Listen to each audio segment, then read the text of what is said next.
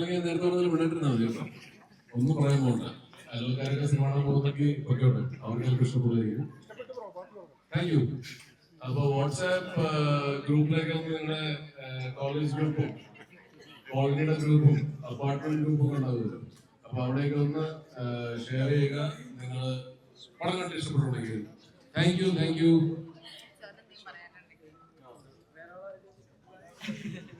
Fantastic fantasy film പറയും, അതാണ് അതിൻ്റെ പേര്. കാരണം ആർക്കും ഒരു ശകലം ദൈവവിശ്വാസം ഉണ്ടെങ്കിൽ you really enjoy, you feel നമ്മൾ ജീവിക്കുന്ന പോലെയാണെങ്കിൽ really nice.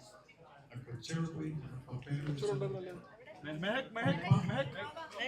everyone you all acted very good. Okay, God അതിലൊന്നെടുക്കാവോ?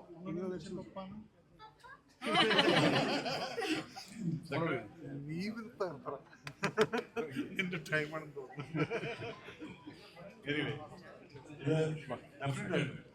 ഇന്നിപ്പോ ഈ കാണുന്ന ഈ ക്രൗഡ് പോലെ തന്നെ നാളെ തൊട്ട് release film. I think theatre is going to be full.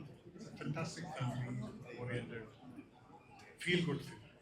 Thank you. ഞാൻ ഈ സിനിമയുടെ ചെറിയൊരു ഭാഗമാണ്, പക്ഷെ ഞാൻ ഇന്നാണ് സിനിമ ശരിക്കും മുഴുവനായിട്ട് കാണുന്നത്. എനിക്ക് പേഴ്സണലി ഭയങ്കര ഇഷ്ടപ്പെട്ടു. സൈജന്റെയും സതീശന്റെയും വൈശാഖിന്റെയും എല്ലാവരുടെയും പെർഫോമൻസ് ഭയങ്കര രസമാണ്. മോള് എല്ലാവരും നല്ല രസമായിട്ട് ചെയ്തിട്ടുണ്ട്. അപ്പം ഇതൊരു കുഞ്ഞു സിനിമയാണ്, പക്ഷെ ഒരുപാട് മെസ്സേജസും മീനിങ്ങും ഉള്ള ഒരു സിനിമയായിട്ട് എനിക്ക് ഫീൽ ചെയ്തു. അപ്പൊ അത് ഇപ്പം കണ്ടവർക്കൊക്കെ ഇഷ്ടമായി എന്നാണ് പറഞ്ഞത്. കൂടുതൽ നമ്മുടെ ആൾക്കാരാണ്. പക്ഷെ ഉറപ്പായിട്ടും ഇത് നാളെ കഴിഞ്ഞ് മറ്റന്നാൾ 5th തിയേറ്ററിൽ ഇറങ്ങുമ്പോൾ ഫാമിലി ആയിട്ട് ഒരു എന്താ പറയാ, ഇപ്പൊ ഒരാൾ പറഞ്ഞു ഹൃദയത്തിൽ ഇഷ്ടപ്പെട്ടു. അപ്പം എല്ലാവർക്കും അതേ രീതിയിൽ തന്നെ ഇത് ഹൃദയത്തിൽ നിന്ന് ഇഷ്ടപ്പെടണം എന്ന് ഞാൻ പ്രാർത്ഥിക്കുന്നു ദൈവത്തിനോട്. അപ്പം അത് നടക്കട്ടെ എന്ന് പ്രാർത്ഥിക്കുന്നു. Thank you. മോളെന്താ പറയാനുള്ളത്? മോക്കെന്താ പറയാനുള്ളത്? എല്ലാവരും കാണാൻ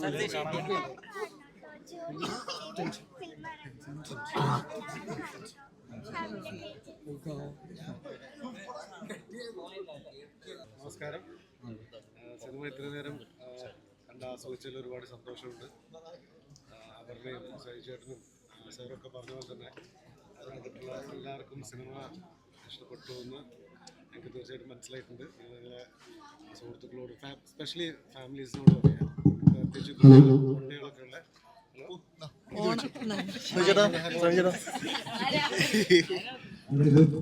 ഞാൻ തന്നെയാണ് ഫാമിലി, അതായത് ഇത് നല്ല തമാശ. അടുത്ത പടത്തിന് സമയം അവർക്ക് ക്ലീൻ ചെയ്യണം. അതാണ്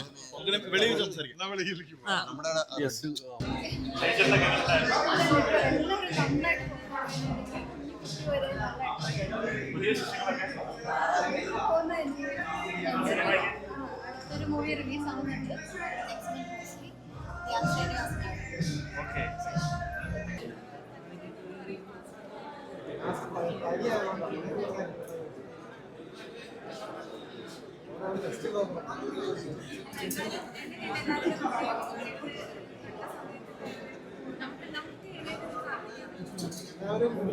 സൈലന്റായി ഇരിക്കുമ്പോൾ മനസ്സിലായി ആ സിനിമയ്ക്ക് സിനിമ വളരെ എൻഗേജിംഗ് ആയിട്ട് ആ സിനിമ എല്ലാവരും കാണുന്നുണ്ടെന്നുള്ളൊരു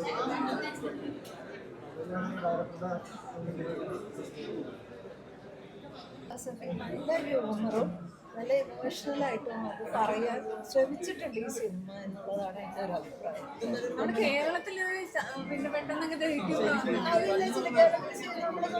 നമ്മളിവിടെ കുറേ പേര് നിരീശ്വരവാദികളായവരും വിശ്വാസികളായിട്ടുള്ളവരും മാത്രമല്ല എല്ലാം ദൈവം കൃപയാൽ മാത്രം നടക്കുന്നവരാണ് എന്ന് വിചാരിക്കുന്നവരൊക്കെയാണ്. പക്ഷെ ഉള്ളിൽ മനുഷ്യർക്ക് എപ്പോഴും തൻ്റെ പ്രവൃത്തിയിൽ ഒരു ഭയവും കോൺഫ്ലിക്റ്റും ഉണ്ട്. അതാരും അറിയാതെ നമ്മൾ ദൈവമേ തന്നെ വിളിച്ചു പോകുന്നു. അപ്പോൾ ദൈവത്തിൻ്റെ ഒരു കയ്യൊപ്പം എല്ലായിടത്തും ഉണ്ട് എന്ന് വിചാരിക്കുന്ന സാധാരണ മനുഷ്യരല്ലേ നമ്മളൊക്കെ. അങ്ങനെയാണല്ലോ, ഹോപ്പാണ് അത്. അപ്പോൾ ഏറ്റവും ഏതാണല്ലോ ഏറ്റവും വലിയ മാർക്സിസ്റ്റ് പോലും പറയുന്നത്, അല്ലെങ്കിൽ മാർക്സ് പറഞ്ഞു എന്ന് പറയുന്നത് ഇങ്ങനെ ഒരു കാര്യമുണ്ട്. ഇത് എല്ലാ ആശയത്തിൻ്റെയും പ്രതീക്ഷയാണ് ദൈവം എന്നത് അതും കൂടെ പറയുന്നുണ്ട്. സ്വീറ്റ് മൂവിയാണ്, നമുക്ക് ഉള്ളിലൊരു ഹോപ്പ് ഉണ്ടാക്കുന്ന മൂവിയാണ്, പ്രതീക്ഷകൾ ഉണ്ടാക്കുന്ന മൂവിയാണ്. Very nice movie. നന്നായിട്ട് പോകുന്ന തന്നെയാണ് വിശ്വസിക്കുന്നത്. ഓ ശരിക്കും അവസാനമൊക്കെ ശരിക്കും കണ്ണൊക്കെ നിറയും. സൈജു ഓ വിഷ്വൽസ് ആർ ബ്യൂട്ടിഫുൾ. ശരിക്കും നന്നായിട്ടുണ്ട്. നിങ്ങൾ കണ്ടില്ലേ? വേർഡ് ഓഫ് മൗത്ത് ആണ് ബേസിക്കലി. കണ്ടിഷ്ടപ്പെട്ടുള്ളവര് സത്യസന്ധമായിട്ട് എല്ലാവരോടും പറയുകയാണെങ്കിൽ ആൾക്കാർ അത് ഒരു കുടുംബ ചിത്രമാണ് ബേസിക്കലി. അല്ലാത്ത ഈ പറഞ്ഞ പോലെ ജെൻസ് പിള്ളേർക്കും എല്ലാവർക്കും കണക്റ്റ് ആവും. പക്ഷെ എന്നാലും ഒരു ഫാമിലി ആയിട്ട് പോയിരുന്ന് കാണുമ്പോൾ ഭയങ്കരമായിട്ട് ടച്ച് ചെയ്യുന്ന പോലത്തെ ഒരു, ഞാൻ ആക്ച്വലി ഈ സിനിമയിൽ നിന്ന് കണ്ടത് ഒരു ഓഡിയൻ ആയിട്ടാണ്. കാരണം ഞാൻ ത്രൂ ഔട്ട് ഈ സിനിമയിലില്ല, കുറച്ച് ഇമ്പോർട്ടൻറ്റ് പോർഷൻസിലാണ് വരുന്നത്. അപ്പൊ ഞാനിത് ഒന്നും അറിയാത്ത ഒരാൾ കാണുന്ന പോലെയാണ് കണ്ടത്. അപ്പൊ എനിക്ക് പേഴ്സണലി അത് അങ്ങനെ ഇഷ്ടപ്പെട്ടു. അതുപോലെ എനിക്ക് തോന്നുന്നു ഫാമിലിയായിട്ട് വന്നിരുന്ന് കാണുമ്പോൾ എല്ലാവർക്കും ഇഷ്ടപ്പെടേണ്ടതാണ്. മറ്റൊന്നായിരുന്നു. അപ്പൊ എല്ലാവരും നിങ്ങളൊക്കെ കൂടെ തന്നെ ഇത് എല്ലാവരിലേക്കും എത്തിക്കണം. നല്ലൊരു സിനിമയാണ്. അപ്പൊ മാക്സിമം സപ്പോർട്ട് കാണും.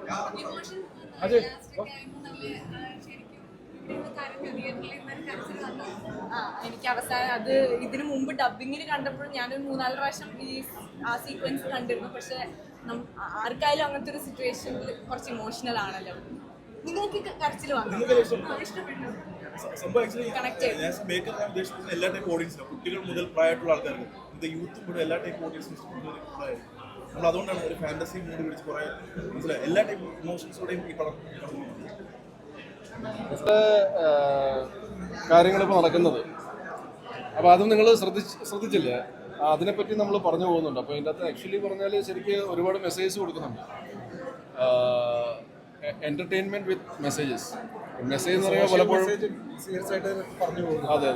ഈ മെസ്സേജ് എന്ന് പറയാൻ പേടിയാണ്. ആക്ച്വലി മെസ്സേജ് എന്ന് പറയുമ്പോൾ ഇല്ലേ അത് അയ്യോ പടം ഇപ്പോൾ ബോറിംഗ് ആയിരിക്കും എന്നൊക്കെ ഉള്ളൊരു സംശയം വരും. അങ്ങനെയല്ല, ഞാൻ പറഞ്ഞപ്പോൾ ഒരു ആഡഡ് അഡ്വാൻറ്റേജ് എന്ന് ഞാൻ പറയാൻ ശ്രമിച്ചതാണ്. പക്ഷെ അത് ചിലപ്പോൾ അബദ്ധമായിരിക്കും മെസ്സേജ് എന്ന് പറയുന്നത്. പക്ഷേ മെസ്സേജ് കിട്ടും കേട്ടോ. ഗിവ് ആൻഡ് ടേക്ക് എന്ന് പറഞ്ഞാൽ നമ്മൾ നല്ലത് ചെയ്താൽ നല്ലത് കിട്ടും, നമ്മൾ മോശം ചെയ്താൽ നമുക്ക് മോശം കിട്ടും. അത് ഇന്ന് ചിലപ്പം കിട്ടില്ലായിരിക്കും. ഈ രണ്ട് കാര്യവും നമ്മൾ നല്ലത് ചെയ്താൽ ഇന്ന് തന്നെ നല്ലത് കിട്ടണമെന്നില്ല, മോശം ചെയ്താൽ ഇന്ന് തന്നെ മോശം കിട്ടണമെന്നില്ല. പക്ഷേ ഇത് എപ്പോഴെങ്കിലുമൊക്കെ ഇത് മറ്റേ ന്യൂട്ടൻ്റെ 3rd law പോലെയാണ്. Every action has got an equal and opposite reaction. അതുപോലെ സംഭവിക്കും. നമുക്ക് തിരിച്ച് ഹിറ്റ് ചെയ്തിരിക്കും. നമ്മൾ ഒരാൾക്ക് പാര പണിഞ്ഞാൽ, നമ്മൾ വേറെ എന്തെങ്കിലും രീതിയിൽ ഒരാളെ വേദനിപ്പിച്ചാൽ അറിഞ്ഞുകൊണ്ട് അത് ഡെഫിനറ്റ്ലി നമ്മൾ എവിടെയെങ്കിലും ഹിറ്റ് ചെയ്യും. നമ്മളെ ഹിറ്റ് ചെയ്തില്ലെങ്കിൽ നമ്മുടെ മക്കളെ ഹിറ്റ് ചെയ്യും, അല്ലെങ്കിൽ നമ്മുടെ അമ്മച്ചനെ ഹിറ്റ് ചെയ്യും. മക്കളെന്ന് പറയുമ്പോഴത്തേക്ക് ചിലവർ പറയും ഞങ്ങൾ കല്യാണം വെച്ചിട്ടില്ല. അപ്പോൾ അങ്ങനെയാണെങ്കിൽ നിങ്ങളുടെ അമ്മച്ചനുണ്ടല്ലോ, അതല്ല ഞാൻ പറയുന്നത്. അപ്പോൾ കർമ്മ നല്ലത് ചെയ്യുക, അറിഞ്ഞുകൊണ്ട് ആരെ വേദനിപ്പിക്കാൻ നിൽക്കാതെ നമ്മൾ നമ്മുടെ ലൈഫ് മുമ്പോട്ട് കൊണ്ടുപോകാം. അല്ലേ? കുറേ സാഹിത്യം. അല്ലെ നമ്മുടെ സിനിമാറ്റോഗ്രാഫറാണ് അജയ് ഫ്രാൻസിസ്. ഇതൊരു കൊച്ചു സിനിമയാണ്. ഈ പറഞ്ഞ പോലെ എല്ലാവരോടും ഒരു ഫാമിലി ആയിട്ട് ഒന്ന് ചെയ്യാൻ പറ്റി. തിരക്കിടില്ലാതെ വന്നു എന്ന് വിചാരിക്കുന്ന എൻ്റെ പാർട്ട് എന്തായാലും ഒരുപാട് താങ്ക് യു. അപ്പോൾ എല്ലാവരും അടുത്ത ദിവസമാണ് റിലീസ്. സ്പെഷ്യൽ പേപ്പി ആയിരുന്നു. അപ്പോൾ എല്ലാവരും നല്ല റിവ്യൂസ് പറയുന്നുണ്ട്. അപ്പോൾ എല്ലാവരും അങ്ങനെ തന്നെ ഒന്ന് കാണുക. നമ്മുടെ പടം കൊച്ചു സിനിമയായിട്ട് തന്നെ കാണുക. അതിനുള്ള മെസ്സേജും ഒരു ചെറിയ സിനിമ അപ്പോൾ കണ്ടു വിജയിപ്പിക്കുക. Thank you. നമ്മൾ തന്നെ തൊടുകയാണ്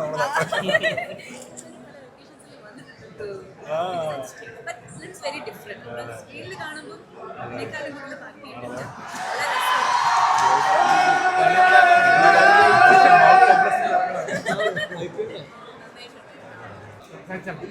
കണ്ട് ഭയങ്കര ഇമോഷണൽ കരഞ്ഞിട്ടാണ് ഇറങ്ങി വന്നത്. എങ്ങനെ ഉണ്ടായിരുന്നു? എനിക്കിഷ്ടപ്പെട്ടു. ഞാൻ ഈ പറഞ്ഞ പോലെ ഒരു പ്രേക്ഷക എന്നുള്ള രീതിയിലാണ് കണ്ടത്. കാരണം ഞാൻ ത്രൂ ഔട്ട് ഈ സിനിമയിലില്ല. വളരെ കുറച്ച് എനിക്ക് പോലും അറിയില്ലായിരുന്നു ആക്ച്വലി എൻ്റെ ക്യാരക്ടർ ഇമ്പോർട്ടൻ്റ് ആണെന്നുള്ളത്. അത്രേ ഉണ്ടായിരുന്നുള്ളൂ. പക്ഷേ ഭയങ്കര ഇമോഷണലി എനിക്കിഷ്ടപ്പെട്ട സിനിമയാണ്. എൻ്റെ സിനിമയായിട്ട് ഞാൻ തന്നെ പറയുന്നത് ശരിയല്ല, ഇന്ന് കണ്ടവരെല്ലാം അങ്ങനെയാണ് പറഞ്ഞത്. അപ്പം maximum Indian cinema gallery maximum എല്ലാവരിലേക്കും ഇതൊന്ന് എത്തിക്കണം. ഈ സിനിമ കാണാതെ പോരുത്. ഒരു കുഞ്ഞു സിനിമയാണ്, പക്ഷെ എനിക്ക് തോന്നുന്നു ഒരുപാട് നല്ല മുഹൂർത്തങ്ങളും നല്ല ഫീലിങ്സും ഉള്ളൊരു സിനിമയാണ്. അപ്പം എല്ലാവർക്കും ഇഷ്ടപ്പെടണം. ഇതൊന്ന് വിജയിക്കണം. ദൈവത്തിനെ പറ്റി ദൈവവിശ്വാസിയാണ് ഞാൻ. അതിൽ സണ്ണിവേനെ കുറിച്ച് ഓ നമ്മുടെ ദൈവത്തിന് ഇന്ന് പനിയാണ്. പിന്നെ സണ്ണിച്ചനും സൈജുചേട്ടനും ഭയങ്കര രസമായിട്ട് അഭിനയിച്ചിട്ടുണ്ട്. സണ്ണിച്ചനെ ഇങ്ങനെ ചിരി കാണുമ്പോ തന്നെ ഒരു ദൈവത്തിന്റെ ഒക്കെ ഒരു ലുക്ക് ഉണ്ട്. ദൈവത്തിന്റെ ലുക്ക് എന്താണെന്ന് എനിക്കറിയില്ല, എന്നാലും ഒരു എന്തോ ഒരു സംഭവം ഉണ്ട്. പിന്നെ സൈജുചേട്ടനും ആ ക്യാരക്ടർ ഭയങ്കര രസമായിട്ട് ചെയ്തിട്ടുണ്ട്. അപ്പം അവർക്ക് രണ്ടുപേർക്കും ഈ പടം ഭയങ്കര ഗുണം ചെയ്യട്ടെ. അതായത് അവരാണ് ത്രൂ ഔട്ട് ഉള്ളത് പടത്തിൽ. അപ്പൊ അവർക്ക് ഇതൊരു സൂപ്പർ ഹിറ്റ് ആവട്ടെ. ദൈവത്തെ നേരിട്ട് കണ്ടിട്ടുണ്ടോ? ഇല്ല, നമ്മള് ദൈവത്തിനെ കാണുന്നത് ഓരോരോ രൂപത്തിലല്ലേ.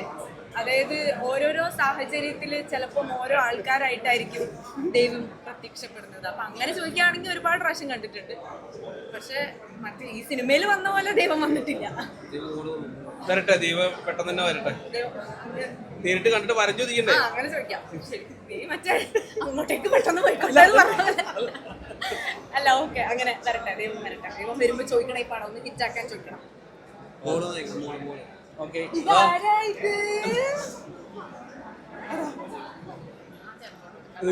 ആ ചേട്ടനൊരു ഫോട്ടോ എടുക്കണം. എങ്ങനെ ഉണ്ടായിരുന്നു? ഇഷ്ടപ്പെട്ട എല്ലാരോടും എന്താ പറയാനുള്ളത്?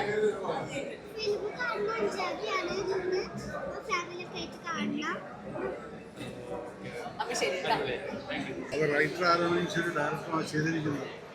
അച്ഛൻ ചോദിച്ച 3 വരങ്ങളെന്ന് പറയുന്നത് എല്ലാം മെറ്റീരിയലിസ്റ്റിക്കാണ്.